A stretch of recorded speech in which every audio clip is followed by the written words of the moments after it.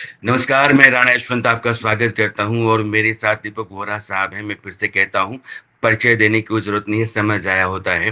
वोरा साहब की आवाज़ आप तक पहुंचती है, उनकी राय पहुंचती है और एक बड़ी आबादी है इस देश में, जो उनको बहुत पसंद करती है, सुनती है। इसलिए बारहा मैं आपको जोड़ता रहता हूं, खास करके उन सवालों पर जो बहुत पेचीदा होते हैं और ऐसा लगता है कि यहाँ से रास्ता आगे क्या निकलता है।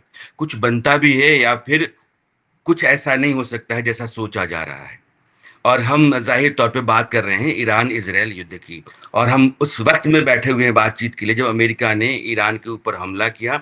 उसने कहा कि उसकी तीनों न्यूक्लियर फैसिलिटीज उसने तबाह कर दी हैं। अमेरिका की माने तो उसने कुछ छोड़ा नहीं है। जिस माफिक वो हमला किया गया था, वो मकसद पूरा कर लिया गया है।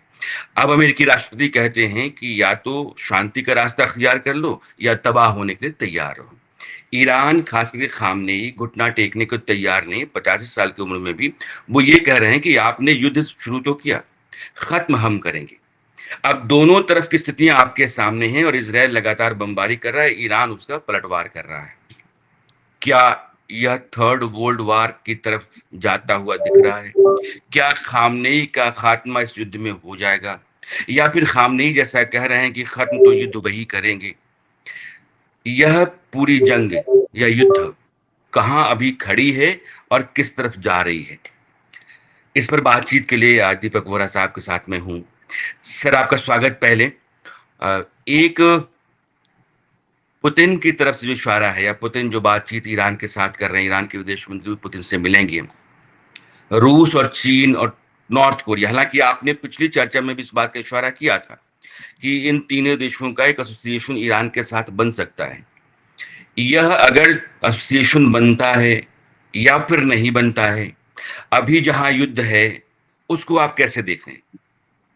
बहुत बहुत धन्यवाद सर। जब आपके साथ होता हूँ मुझे बहुत अच्छा लगता है। आपसे बहुत कुछ सीखता हूँ। आपके प्रश्न बहुत, क्या बोलता हूँ, डेंजरस होते हैं। मुझे सोच समझ के जवाब देना पड़ता है। Very penetrating questions. Thank you. युद्ध आप सब जानते हैं, मुझसे बेहतर जानते हैं। आपसे मैं बता देता हूँ सर, आप लोगों से हमें पता लगता है कि क्या हो रहा है। हमारे फौजी विशेषज्ञ बताते हैं कैसे हो रहा है। डिप्लोमेसी में हम समझने की कोशिश करते हैं क्यों हो रहा है। ये हो रहा है इसलिए कि इसराइल के लिए उसके अस्तित्व का, सर्वाइवल का सवाल है। There is no question. बार बार कहते हुए वो कहते रहते हैं और थक गए हैं कहते हुए कि हमें जीने का अधिकार है। जैसे आपको है, जैसे सनातनियों को है, बुद्धिस्ट को है, जैन्स को है, सिखों को है, मुस्लिम्स को है, क्रिश्चियंस को है। लेकिन ईरान ने पता नहीं क्यों, ये मैं आज तक समझ नहीं पाया, ठान लिया है कि यहूदियों को जीने का अधिकार नहीं है। और मुझे इसमें बहुत तकलीफ होती है क्योंकि मेरा जो एक्सटेंडेड फैमिली है यूनाइटेड स्टेट्स में, एक हमारी यहूदी बहू भी है उसके अंदर, married to one of my nephews. बड़ा अजीब लगता है कि इनको जीने का अधिकार नहीं। जब वो मुझसे कुछ कहती है, अब मुझे डैड कहती dad don't we have a right to exist, क्या जवाब दूं उसको मैं कि of course you do have a right to exist. कौन सी इसमें चीज है। तो दूसरा जो है, ईरान की तरफ से उन्होंने तो ठान लिया है कि आपको जीने का कोई हक नहीं है, हम आपको मिटा देंगे। जो मुझे नहीं समझ आता है सर कि इतनी दूर आप 1500 किलोमीटर दूर बैठे हुए हैं मिडिल ईस्ट से, अभी भी आप अपने आप को मिडिल ईस्टर्न समझते हैं। आपका क्या लेना देना है। इसराइल जो है सब तरफ से उसको सराउंड किया हुआ है इस्लामिक देशों ने, ये अधिकांश सुन्नी देश है। तो इस्लाम तो आउट, ये इसराइल तो आउटपोस्ट है, वो तो चौकीदार है, गेट कीपर है अमेरिका का। वहां पर उसको बिठाया गया था कि यहाँ पे बहुत सारा तेल है, उसको स्टेबलाइज करिए, कंट्रोल करिए। अब पहले पैलेस्टीनियन की धरती थी या यहूदियों की थी, ये आप 3 साल तक उसकी बहस करते रहिए, कोई इसका परिणाम नहीं निकलेगा। फैक्ट इज वो बैठे हुए हैं वहां पर और वो स्टेबलाइज कर रहे हैं उस एरिया को। और जितने वहां के देश हैं, बड़ा इंटरेस्टिंग है, वो समझ रहे हैं कि अब इसराइल से दुश्मनी करके हमें कुछ मिलेगा नहीं। 67 में ठुके थे, 73 में हमने थोड़ा बेहतर किया था लेकिन ठुके थे। इजिप्ट समझ गया कि भाई मेरा कोई फायदा नहीं है इसराइल से लड़ने का। शायद वो सोचते हैं कि इसराइल के पास लेकिन सब परमाणु। लोग ये सवाल कर रहे हैं और ये मुझे लगता है कि एक बुनियादी सवाल, इस जवाब आपसे आना लाजमी है। लोग कह रहे हैं कि ईरान परमाणु बम बना रहा है, इस बात का प्रमाण कहीं नहीं है। आईएईए ने भी कहा है कि उसके पास जो एनरिच्ड यूरेनियम है 60% का है, बना सकता है, इस बात की आशंका है। आशंका के आधार पर आप एक मुल्क के ऊपर हमला कर देते हैं और इस तरीके से करते हैं कि वो बहुत हद तक तबाह हो जाता है। ये लगातार एक विरोध है जो भारत के भीतर भी दुनिया कई देशों की तरफ से आता हुआ दिख रहा है ईरान के पक्ष में। सर इसका फिर मैं आपको सवाल, इसका जवाब तुरंत दे देता हूँ। क्या अगर आप कहते हो कि हमारे पास सबूत नहीं है कि वो बना रहा है, आपके पास क्या सबूत है कि वो नहीं बना रहा है? आपने जाके देखा है वहां पर? और इतनी सारी इतनी जमीन के अंदर डालने की क्या जरूरत थी? अगर आप नहीं बना रहे, आप अपने सिविल न्यूक्लियर फैसिलिटी को जैसा भारत में है जमीन पे रखिएगा। क्यों आप छुपा रहे हैं? क्यों आपने पहले इंस्पेक्टर्स को निकाल दिया था आईएई के? आप बैठे हैं कुछ वहां पर, क्यों? तो ये दोनों तरफ से सवाल पूछा जा सकता है, लेकिन जो मानना है विशेषज्ञों का कि वो बना रहा है, वो बार बार कहता है कि एटम बम बनाना मेरा अधिकार है, कोई मुझे रोक नहीं सकता। अगर वो खुद स्वीकार कर रहा है तो हम कौन होते हैं कहने वाले कि उसके पास है कि नहीं है? बेसिकली जब सारे देशों ने जो इस एरिया में रहते हैं एक के बाद एक इसराइल के साथ नॉर्मलाइज किया, सऊदी भी करने वाला था, फिर हमास का हमला हुआ। ईरान एकमात्र है जो खड़ा हुआ है वहां पर। किस लिए टाइगर? क्या करना चाहता है? क्योंकि आपके साथ कोई नहीं है। मैं आपको ये बता देता हूँ सर, अगर ईरान न्यूक्लियर बॉम्ब बनाएगा, सबसे ज्यादा परेशानी होगी अरब देशों को। वो नहीं चाहते कि ये बनाए। अभी वो बड़े घबराए हुए हैं, देख रहे हैं कि ईरान की मिसाइलें जो हैं वो नष्ट कर रही हैं, काफी हद तक तबाही मचा रही है इसराइल में। इसराइल। इसराइल में 2000 1500 2000 2500 किलोमीटर की रेंज की। तो आपको याद होगा कि सऊदी अरेबिया की भी जो ऑयल प्रोडक्शन फैसिलिटीज थी कुछ साल पहले, वो हुतियों फूतियों ने अपनी मिसाइलें भेज के तो उसको बर्बाद कर दिया था। हाफ द कैपेसिटी खत्म कर दी थी उन्होंने। फिर दौड़ के तो है जो अमेरिकन टेक्नीशियन सऊदीज ने दौड़ के फिर उसको रिवाइव किया। तो अगर ये जितने भी देश हैं वहां पर, वो कहते हैं कि अगर इसके पास इस प्रकार की मिसाइल्स हैं और उसके ऊपर अगर ये न्यूक्लियर वॉरहेड लगा देता है बना के, फिर हम तो कहीं के नहीं रहे। तो फिर तो ईरान तो हमारा चौधरी बन जाएगा। हमें वो करना पड़ेगा जो ये कहता है। तो उनमें से फिर एक कोई सवाल उठता नहीं। है सर, ये जो मैं B2 मैं बॉम्बर्स कह थे। रहा था सर कि 20 साल में उस एरिया में रहा हूँ। मेरे बहुत से अरब दोस्त हैं, वो कहते हैं वी विल एक्सेप्ट, हम कुछ भी स्वीकार करेंगे, लेकिन ईरान के पास न्यूक्लियर वेपन नहीं होना चाहिए। और अमेरिका की प्रेजेंस हमारे एरिया में वो गारंटी है। भले ही हम अमेरिका से को गाली दें, ये करें, हमारे सारे बच्चे वहां पढ़े हुए हैं, उनका सिस्टम हमें बहुत पसंद है। हमें ये गारंटी है कि ईरान ज्यादा दंगा नहीं करेगा। और वो कभी नहीं भूलते कि जब खुमैनी साहब आए थे, आयतुल्लाह खुमैनी साहब 1979 में, उन्होंने क्या बोला था कि ईरान में हम क्रांति ले आए हैं, अब जाइए जितने खाड़ी के शहंशाह हैं सबको दफा कर दीजिए और वहां पर भी क्रांति लाइए। ये अरब लोग भूले नहीं है कि ईरान उनके लिए भी खतरा है जितना कि बाकी अमेरिका के लिए, इजराइल के लिए खतरा है। Go ahead. ये वोरा साहब जो कह रहे हैं, मैं आपको बताना चाहता हूं, जो इस्लामिक सत्ता है मोटे तौर पर ज्यादातर देशों में राजशाही की व्यवस्था है। चाहे सऊदी अरब है, यूएई है, कतर है।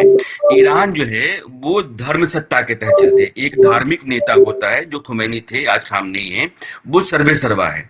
तो वो खुमैनी ने कहा था कि बाकी अरब के देशों में जाकर के ये जो राजशाही है उसको खत्म करो, और यह जो धार्मिक सत्ता है इसकी व्यवस्था करो, इसके तहत चलनी चाहिए सरकारें। इसलिए खतरा ईरान है उन देशों के लिए जो अरब के देश हैं। और ईरान के पास परमाणु बम हो जाता है तो वोरा साहब के मुताबिक वो इजराइल के लिए बाद में, अरब देशों के लिए पहले बड़ा खतरा और बड़ी चुनौती हो जाएगा। इसलिए वह भी कहीं ना कहीं ये चाहते हैं कि ईरान कम से कम इस हालत में तो ना पहुंचे कुछ परमाणु बम बना सके। मेरा सवाल सर ये है कि जो बॉम्बर्स, B2 बॉम्बर्स अमेरिका से आए और 3 न्यूक्लियर फैसिलिटीज, खास कर फोर्दो की चर्चा हो रही है क्योंकि पहाड़ी के नीचे है, उस पर उन्होंने बहुत बम्बार्डमेंट किया है। और अब अमेरिका कहता है कि उसका मकसद पूरा हो गया। आपको क्या लगता है, ईरान ने अभी तक जो कुछ भी बनाया था वो खत्म कर दिया गया है या फिर ईरान ने कहीं रख लिया उसको? ये नहीं, ये कहना बड़ा मुश्किल है खत्म हो गई हैं कि नहीं खत्म हो गई, या ईरान निकाल के ले गया था अपना एनरिच्ड यूरेनियम और कहीं और रख दिया। उसके पास और कोई जगह नहीं है रखने के लिए जो इतनी जमीन के अंदर हो। ये एकमात्र जगह थी। और अगर ले भी गया हो, इजरायली इंटेलिजेंस जो पूरी तरह से पेनिट्रेट कर चुके हैं ईरान के सिस्टम को, उनको पता लग जाता, वो वहीं पे हमला करते। क्योंकि हैरानगी इस बात की होती है कि इसराइल ने चुन चुन के मारा है लोगों को। कोई बाथरूम में था, कोई बेडरूम में था, कोई गाड़ी चला रहा था। तो इंटेलिजेंस बहुत है। और वो इंटेलिजेंस, हम मोसाद की बहुत तारीफ करते हैं, लेकिन मोसाद को कोई तो है ना जो बताता है। इतने उन्होंने अपने आप से पता कर लिया। इंटेलिजेंस का मतलब ये होता है जिसको हम ह्यूमेंट कहते हैं, कि भाई किसी इंसान से उसके अंदर जाइए, उसके सिस्टम में, और पता लगाइए कि वो बेईमानी क्या कर रहा है, ताकि हमको पता लग जाए। ये बेसिक इशू है। अब मेरा मानना यह है कि बहुत हद तक उन्होंने ध्वस्त कर दिया। और ईरान का जो डिफाइंस आप इस समय देख रहे हैं, उसको हम डिप्लोमेसी में कहते हैं टर्मिनल डिफाइंस। जब आप बिल्कुल खत्म होने वाले होते हैं तो कहते हैं अच्छा मैं ये कर दूंगा, वो कर दूंगा। इससे कुछ होगा नहीं। और फिर ये कहना कि जंग आपने शुरू की थी, खत्म हम करेंगे, ये तो बॉलीवुड का डायलॉग भी था किसी फिल्म में। मेरा ख्याल वो ईरानी जिसने ये बोला है उसने बॉलीवुड की वो फिल्म देखी होगी कि जंग उसने खत्म की और हम खत्म करेंगे, और तुम दोस्ती करोगे तो हम खीर देंगे, और कश्मीर मांगोगे तो हम चीर देंगे। अभी वैसा भी कुछ बोलेगा, आप देखना बोलना कुछ उसका। तो ये बॉलीवुड के डायलॉग्स है, but it has no meaning. मेरा जो मानना है, ईरान की ताकत काफी हद तक कम हो गई है। वहां पर एक सिविल न्यूक्लियर प्लांट भी है, बुशैर जिसको कहते हैं। पहले इसराइल ने कहा था कि हमने उसको मारा है, पर उसको मारा नहीं है। और वहां पर लगभग, जब मैं लास्ट टाइम गया था, तो मेरा ख्याल 1000 रशियन टेक्नीशियंस हैं वहां काम कर रहे हैं। वो फ्यूल जो उसका है लो एनरिच, हाई एनरिच यूरेनियम नहीं है, लो एनरिच, वो जो है रशिया से आता है, फिर रशिया उसको वापस ले जाता है। और वो प्लांट काम कर रहा है, भले ही अभी प्रॉफिटेबल नहीं है, लेकिन वो प्लांट वहां पर अच्छी तरह से काम कर रहा है। 1000 मेगावाट शायद बिजली बनाता है, और भी कुछ उसके वहां पर बन रहे हैं। तो ये जो मेरा मानना है सर, कि ये इतनी जल्दी ये जो कह रहे हैं कि उसने कहीं छुपा दिया है, मेरा ख्याल बैंक के लॉकर में तो रखा नहीं होगा, कहीं जाके रखा होगा, तो वो पता लग जाता है इनको बड़ा आसान। उसकी मूवमेंट करना जेब में डाल के आप नहीं ले जा सकते। जो स्टॉक पाइल्स होते हैं उनको कहीं आपको रखना पड़ता है, और फिर लोग जो है वो समझ जाएंगे। तो अभी सर मेरा मानना है कि इजरायली इंटेलिजेंस इतनी तगड़ी है, उनको पता है सर कि ये कहाँ लेके गया है। और मेरा नहीं ख्याल कहीं लेके, उन्होंने सोचा कभी नहीं था। क्या वो सोच रहा था कि अमेरिका हम पे हमला करेगा? वो तो सोच रहा था कि इधर धमकी है, वो तो सवाल नहीं पाया। He did not expect. जब उसने कहा था कि मैं 2 हफ्ते दे रहा हूँ, और मुल्ला क्या नाम है, मैड मुल्ला मुनीर को भी बुलाया भोजन पे, तो ईरान सोचा कि वो तो हमारा बहुत दोस्त है, पाकिस्तान तो दोस्त है, वो तो कुछ नहीं करे, वो तो बोलेगा संयम संयम संयम। जैसे वो संयुक्त राष्ट्र संघ का वो बुजुर्ग जो बैठा हुआ है, सेक्रेटरी जनरल, वो हर चीज पे कहता है मैक्सिमम रिस्ट्रेंट। कोई उसको तमाचा भी मार दे, बोलेगा मैक्सिमम रिस्ट्रेंट, और तो कुछ उसको कहने की आता नहीं, किसी ने सिखाया नहीं है। अब कहता है स्पाइरल ऑफ केओस नहीं हो जाए, ये ना, वो नई नई भाषा सीख के तो भाषण देता है, but nobody really cares about it. Sir, अभी चूंकि आपने आसिम मुनीर का जिक्र कर लिया, इसलिए मैं आता हूँ। इजराइल ईरान के ऊपर जो मिसाइल फैसिलिटीज हैं, अब लगातार उनको नष्ट करने के लिए हमला कर रहा है। ईरान जवाब दे रहा है। आसिम मुनीर को ट्रंप ने बुलाया और ट्रंप ने खाना खिलाया, पीठ थपथपाई, उसके बाद घर भेज दिया। कहा कि हम 14 दिनों के भीतर सोचें क्या करना है, लेकिन 2 दिनों के अंदर अमेरिकी फौज ने ईरान के ऊपर जाकर के हमला कर दिया। यह 14 दिन कहना, 2 हफ्ते का समय लेना, 2 दिन के भीतर में हमला कर देना, आसिम मुनीर को बुलाना। सर, क्या बोला होगा आसिम मुनीर को? पाकिस्तान को किस तरीके से अमेरिका यूज करना चाहता है, और 2 हफ्ते की जगह 2 दिन के भीतर क्यों ट्रंप ने जो हमला करना मुनासिब समझा? हमला हुआ है आसिफ मुनीर की मुलाकात के बाद, उससे पहले हमला नहीं हुआ है। ठीक है और सर। अगर आप चाहते हैं, आपके करोड़ों दर्शक हैं, वो जानना चाहते हैं कि भोजन में मेन्यू का था, मैं बता देता हूँ। मेन्यू भी बहुत मजेदार था सर, बहुत मजा। क्या बोल रही है बीच में?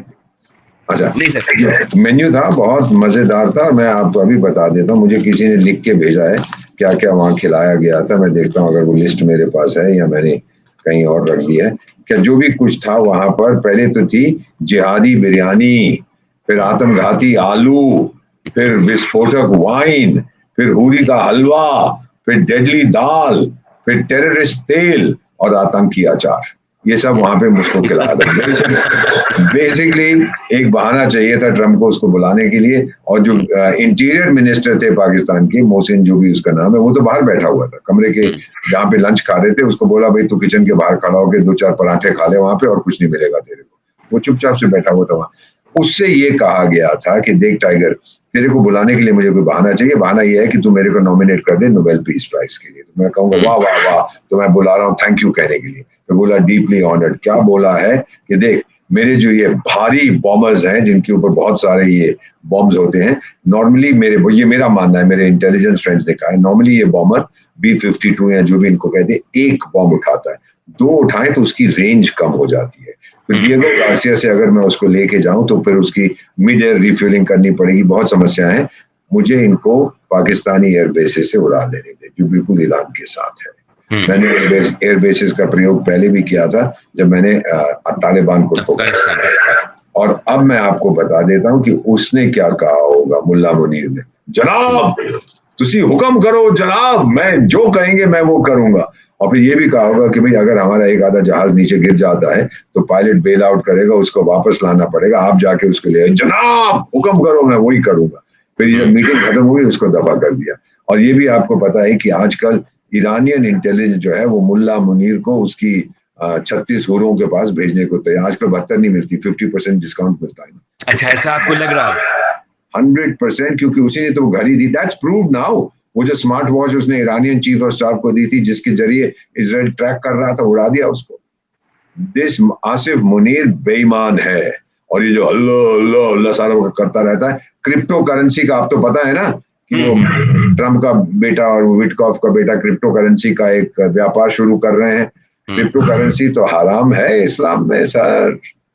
वो भी मतलब कहने का ये है कि धर्म से बड़ा क्या रुपया। लेकिन वोरा साहब, एक सवाल ये है कि अगर आसिम मुनीर को बुला करके और उस ट्रम्प ने कहा कि तुम्हारी जमीन का इस्तेमाल करेंगे, तुम्हारे यहाँ से हमें फाइटर जेट्स उड़ेंगे, ईरान के भीतर जाकर के हमला करेंगे, तो फिर वो अमेरिका से उड़ करके क्यों आए? फिर पाकिस्तान ने अपनी जमीन क्यों नहीं दे दी? किसने बोला कि अमेरिका से उड़ के आए थे जहाज? कुछ क्या लोग आप तो कह रहे हैं कि पाकिस्तान से कुछ टेक लोग ऑफ तो किए? कह रहे हैं कि डिएगो गार्सिया से गए थे और ब्रिटिश ने कहा है कि हमें मालूम था हमला करेगा, लेकिन हमने हमसे इजाजत नहीं मांगी थी कि डिएगो गार्सिया में हमारे जहाज लैंड करें। और डिएगो गार्सिया गई नहीं सर, अमेरिका से उड़ के ये पहुंच गए थे पाकिस्तान के एयरबेसिस पर। वहां पे रिफ्यूलिंग हुई है। और जो 20 बकवास करते हैं 25,000 किलोमीटर उड़ के गए, ये सब दिल को बहलाने के लिए कहानियां हैं। दे टुक ऑफ फ्रॉम पाकिस्तानी एयरबेसिस, उन्होंने ईरान को ठोका और वापस आ गए। वोरा साहब बड़ी बात कह रहे हैं। अब मैं आप लोगों को बताना चाहता हूँ, वोरा साहब ये कह रहे हैं कि जो B2 बॉम्बर्स ईरान में जा करके बम बरसा करके उसकी न्यूक्लियर फैसिलिटीज को तबाह करने का दावा कर रहे हैं, अमेरिकी सरकार ने उन विमानों को पाकिस्तान की जमीन से उड़ाया और ईरान के ऊपर हमला करवाया। ये क्लैरिटी रहनी चाहिए, ये वोरा साहब कह रहे हैं।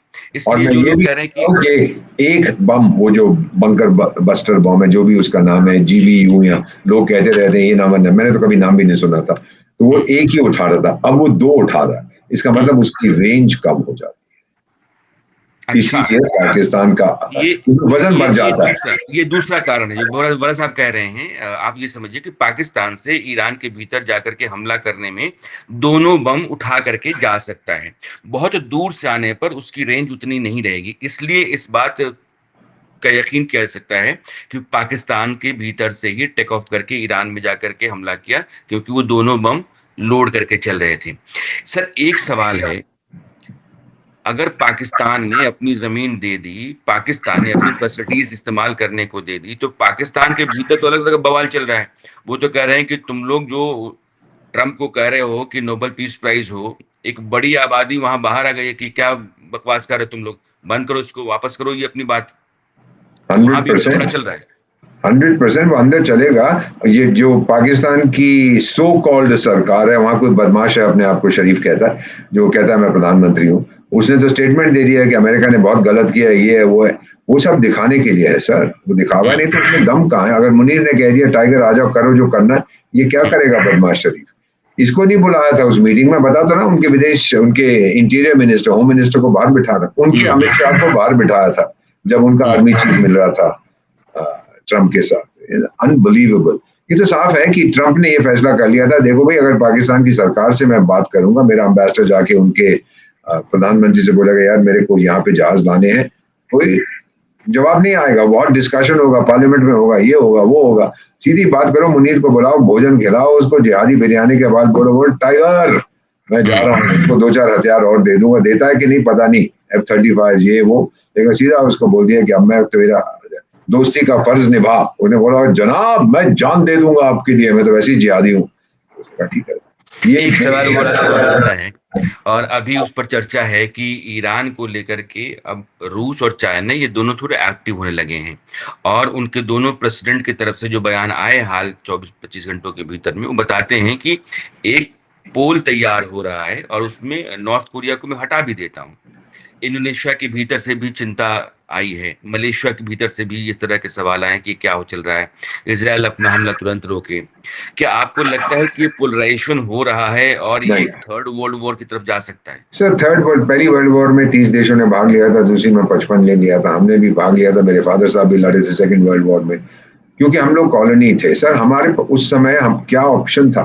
आज अगर ये जंग हो जाता है दोनों के बीच में, मान लीजिए अभी तो चल रहा है इसराइल और ईरान के बीच में, और भीषण हो जाता है, अफ्रीका में कोई जो बैठे हैं उसको परवाह है? लैटिन अमेरिका में जो बैठा है उसको परवाह है? मंगोलिया में बैठा है उसको परवाह है? जापान में जो बैठा है उसको परवाह है? वो कहता है लड़ो मारो, मेरा क्या देना देना। दो चीजें हो सकती हैं ईरान में, जो मेरा मानना है। एक तो सत्ता परिवर्तन, और जो नया व्यक्ति आएगा वो कहेगा कि भाई टाइगर देख यार गलती हो गई है, इसराइल को भी जीने का हक है, हमको भी जीने का हक है। ये रेजीम चेंज अगर ये हो जाता है तो उसका न्यूक्लियर प्रोग्राम अपने आप खत्म हो जाएगा। ये मेरा मानना है, क्योंकि ईरान को परमाणु हथियार कोई नहीं लेने देगा।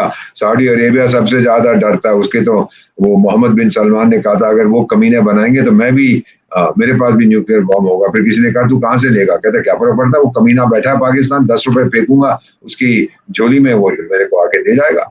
So you know this is the country they have for Pakistan. Basically कोई भी नहीं उसको न्यूक्लियर बॉम्ब बनाने देगा, ना नॉट इवन पाकिस्तानी तो अभी तक बनाने दिया होता।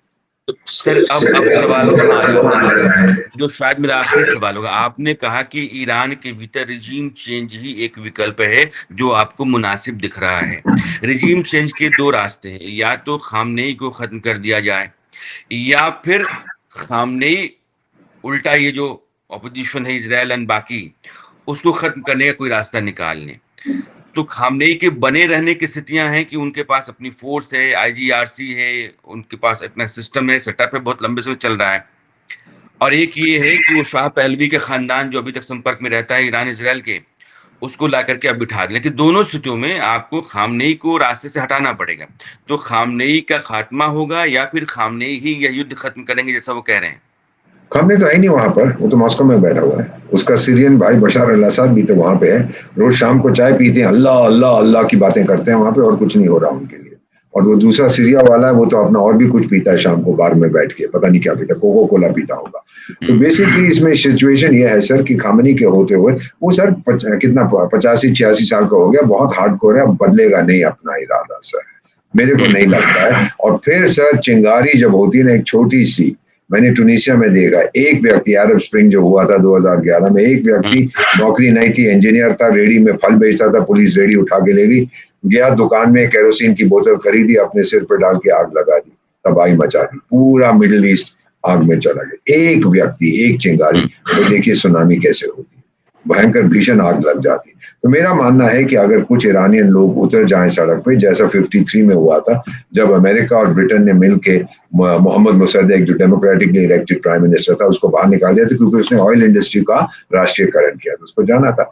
क्या किया उन्होंने? खरीद लिया था ईरान की मिलिट्री को, उन्होंने धोखा दिया। उन्होंने खरीद लिया था ईरान की मीडिया को, जो सब गाली देने लगे मोहम्मद मुसद्देक को, और उन्होंने अपने वहां पर गुंडे भेज दिए थे दंगा करने के लिए, मॉब। यही तो इसराइल कर रहा है, खरीद लिया इसने सर। ये नहीं तो कौन देता उसको इंटेलिजेंस? उसने खरीद रखा है इन लोगों को। दूसरा, उसने मीडिया का पूरा कंट्रोल उसके पास है। और तीसरा, उसके पास अपने हैं लोग जो जाके सड़कों पे दंगा करेंगे, एक करेगा एक दो बनेंगे, कहते हैं ना एक अकेला दो 11, एक के बाद दो, दो से चार, चार से आठ, आठ से 16, करते करते करते 10 या 15 लेवल के बाद आप देखेंगे कि 5 करोड़ लोग निकल आएंगे sir. So I believe this is going to happen. ये मुल्ला कुछ नहीं कर पाएगा, क्योंकि बेसिकली मेरा मानना है कि वो वहां पर नहीं है, लोग उससे तंग आ चुके हैं।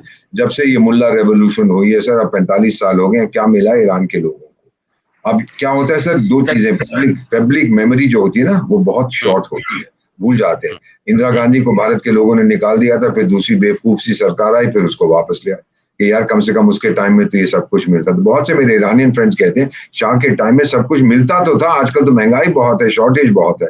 और दूसरी चीज जो मैंने देखा है सर, जो मेरा नहीं मानना कि ईरान में होगी, इथियोपिया एरिट्रिया का जहां मैं रहा हूँ बहुत दिनों तक, कई सालों तक जंग चलता रहा, जब एरिट्रिया अलग हो गया तो उसमें मेरे मित्र थे वहां के प्रधानमंत्री मेलेस जेनावी, उनका देहांत हो गया। जो नया आया अबी अहमद, उसने फोन उठा के एरिट्रिया वाले से कहा टाइगर यार हम तो कजन्स हैं, हम क्यों लड़ रहे हैं? उसने कहा मुझे क्या पता, तू लड़ रहा है। उसने कहा बिल्कुल नहीं, बॉर्डर पे आजा, बॉर्डर। ओ डार्लिंग डार्लिंग, भाई भाई, मेरे बिछड़े हुए भाई, चलो जंग खत्म हो गई, समझौता हो गया। वो ईरान नहीं करेगा इसराइल के साथ, क्योंकि उसने जो पोजिशन, हार्डन पोजिशन ले ली है, वो उससे अब नहीं मुकरेगा। अगर मुकरा तो लोग कहेंगे हा हा मुल्ला हार गया, तेरे को अमेरिका ने ठोक दिया था, तू तो बदल गया बिल्कुल, तू तो कह दीपक रहा जी, आपकी बातचीत से ना था। चार चीजें हैं, मैं उसको कंक्लूड करना चाहता हूं।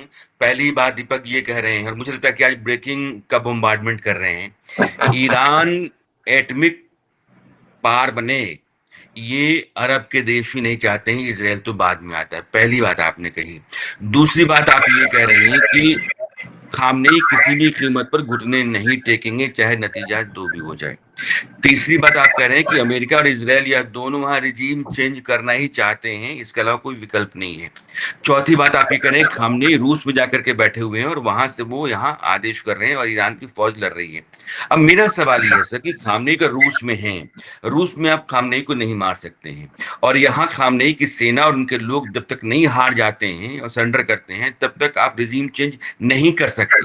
तो लड़ाई आपको लंबी लड़नी पड़ेगी, और यह कई तरह के खतरों से भरी हुई है। उसमें कई देशों के आ जाने और फिर लड़ाई के लंबा खिंच जाने, नतीजे बहुत ही खतरनाक हो जाने का अंदेशा बना हुआ है। लगता क्या है आपको, रास्ता क्या दिखता है? मुझे लगता है सर कि ये जंग जो है, ईरान के लोग सड़क पे उतरेंगे, पीरियड। आईआरजीसी जो मर्जी करे, कितने गाजी थे, कितने शहनशाह थे, कितने तानाशाह थे, जब सड़क पे लोग उतर आते हैं तो वो उनकी ताकत बहुत है। इजराइल यही कोशिश कर रहा है कि मैं इनको किसी तरह से ये सड़क पे आ जाएं and then game over sir. और अमेरिका का तो बेसिक चीज यही है, धंधा। ईरान अगर अपने ऑयल फील्ड्स को बंद करता है कि टाइगर फिक्र मत करो, मेरी कंपनियां आके करेंगी और वो तेल को हम बेचेंगे, अभी तो प्रतिबंध लगे हुए हैं, प्रतिबंध मैं हटा दूंगा, तेल आप बेचिए, और फिर जो आपकी बिल्डिंगें टूटी, अमेरिका की कंपनियां आके उसको बनाएंगी, खुशहाली ही खुशहाली, मौज करो, ऐसा मौजा ही मौजा। तो ये वहां पे, ये ट्रम्प का आइडिया है बेसिकली। अब बाकी ये आयतुल्ला इधर जाता है उधर जाता है, नो बॉडी केयर। हाँ, इसराइल के लिए कमिटमेंट है क्योंकि वो मेरा चौकीदार है, वो स्टेबलाइज कर रहा है मिडिल ईस्ट को। बाकी ईरान चरान, सऊदी अरेबिया और ये कतार और बहरीन, इनसे मुझे कोई लेना देना नहीं है। पैसे मुझे दें, मेरे हथियार खरीदे, जैसे सऊदी ने खरीदे, यूए ने खरीदा, बहरीन ने खरीदा, तुर्की ने खरीदा। हाँ, पैसे लेते जाओ और अमेरिका में नौकरियां दो, अमेरिका पैसा आने दो, बल्ले बल्ले, दुश्मन थल्ले थल्ले, सीधी बात है sir. You see this happen sir. Deepak साहब, 48 घंटे रुक जाइए, 48 बहुत क्लैरिटी देते हैं घंटे। आप। चर्चा जब होती है तो एक एक एक एक तस्वीर साफ साफ सी दिखती हुई सी लगने लगती है। इसीलिए मैं बार बार चाहता हूं कि इस तरह के पेचीदा सवालों पर आपसे बात करूं। वोरा साहब कह रहे हैं कि अमेरिका को मतलब पैसे से है, पैसा जब तक अरब के देशों से उसको मिलता रहता है, उसका सामान गोला बारूद बिकता रहता है, कोई दिक्कत नहीं है। इसराइल चूंकि उसका चौकीदार है, तो उसको अगर चोट पहुंचाओगे आप तो फिर आपके लिए सामत आ जाएगी, इसलिए इसराइल को आप छोड़ के रखो। ईरान अगर घुटने टेक दे अमेरिका के आगे, और ईरान में भी उसका अपना वेस्टेड इंटरेस्ट सर्व होने लगे, तो फिर ईरान की भी स्थितियां ठीक हो जाएंगी। लेकिन खामनेई ऐसे मूड में दिख नहीं रहे। वोरा साहब के मुताबिक खामनेई किसी भी कीमत पर अड़ियल आदमी हैं। उन्होंने जिंदगी अपने मुताबिक जी है, अपने देश को अपने मुताबिक आगे ले जाना चाहते हैं, इसलिए एक टकराव की स्थिति है जो विस्फोटक आज भी है। सर बहुत बहुत शुक्रिया आपका जुड़ने के लिए और अपना वक्त देने के लिए sir. Thank you sir, thanks lot आपका सर। बहुत बहुत धन्यवाद, थैंक यू, बहुत अच्छा लगता है। कभी कभी मुझे कमेंट्स भी भेज दिया करें जो लोग। पक्का सर, मैं आपको लिंक के साथ कमेंट भेजता हूँ सर। बहुत सारे लोग आपके लिए कहते हैं सर, एक लंबा सिलसिला चलता रहता है। मैं भेजता रहता हूँ सर, आपको जब मैं भेजता हूँ बुलाएंगे सर। मैं आऊंगा sir. Thank you, thank you thank sir, you, thanks lot thank you. Sir.